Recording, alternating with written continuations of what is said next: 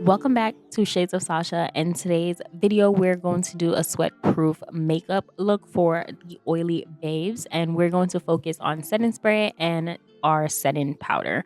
So I'm going to my glow serum. I honestly need to chill on using this because it's about to be finished and I am not here for it.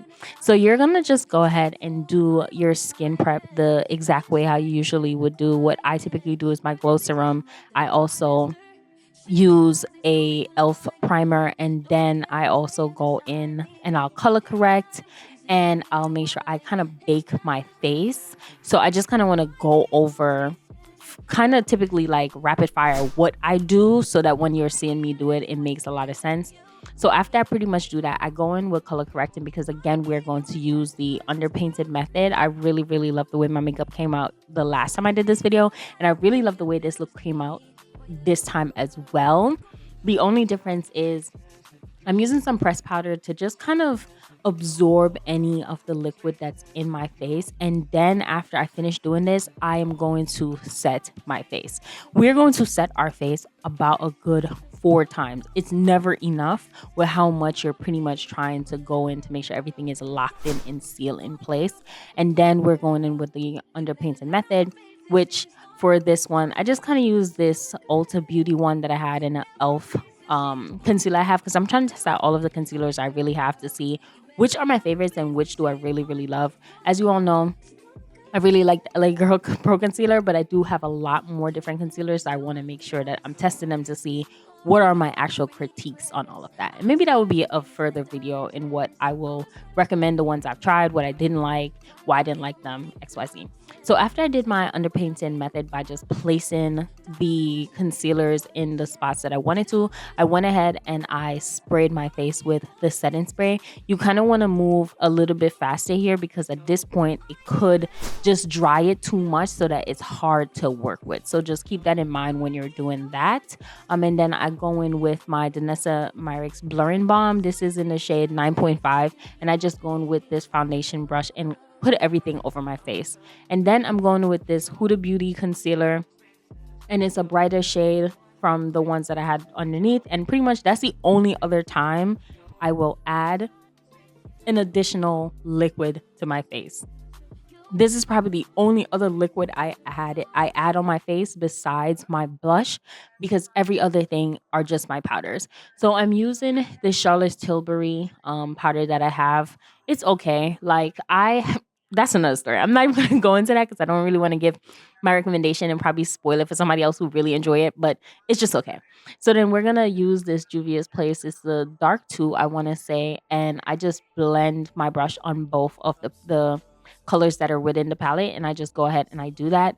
I focus heavily on making sure my face feels warm and looks warm because I really love the richness of my complexion and my color. So I'm never trying to wash away or wash that out. I think if you've been watching me do my makeup for this entire series, I think that's something you should have picked up on, where I really, really love the richness of my specific color and complexion. So I really try to make sure I focus on that, highlighting and just kind of making things bright, and really is not the overall goal for me. And then I pretty much go in and I'm going to bake. This is why I said to just make sure that things aren't drying down as much, because you could end up with some patchiness. And I wish that I showed on camera how I fixed it, but my camera was dying at this point. But I'll make sure that I will show how I fix that in a different video if it ever happens again. So I'm going in with this Sacha Buttercup, and I'm just going to bake my face, and I'm putting everything on and just pressing it in to just make sure that it's loose enough that it's on top of my skin. And I just want things to be really matte. Like if you like a matte look, but you don't want it to be ultra matte, I would say this may not be the one that you want to. May not be the technique or the routine you want to follow. But for me, I really love that look. I eat it up a lot because I know how much I sweat. And so I try to do anything that I know will kind of help balance that out. I specifically would go about doing this look in the winter time more than the summertime.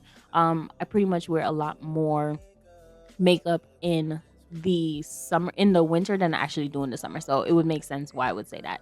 So then I'm going in with this Morphe setting powder, pressed powder. I told y'all I use this kind of like a foundation powder. If you got a foundation powder, it will also be very beneficial if you just use that. And then I went in with the same foundation brush that I use when I use the Danessa Myricks Blurring Balm. And I'm just basically patting every single thing down with that to just blend it out the best way possible. I just wanted to also use some different products in this video just so that y'all have some other options. But I personally don't think I would use the Sacha Buttercup powder for this look. For some reason, I just didn't like the way that it came out. And then I just sprayed my face again at the end. So you want to go in and probably spray your face for like a good 4 or 5 times in between your steps to just really lock everything in. And while I'm doing all of my final touches, this is what I said last time. I went ahead and I did my lashes, but I really wanted to show you again what it is that I did to be a little bit more descriptive so that you could pick up on some of the tips and tricks that I've done so far and what I really enjoy doing. And for this look, I use this red lip liner that I have. I think it's just something from a beauty supply store. It didn't really have a name on it that I could remember. But the lipstick that I will be using is from Fenty Beauty, and I really like it, but just know it's going to transfer. There is no transfer proof. This is a velvety lipstick, and it will move.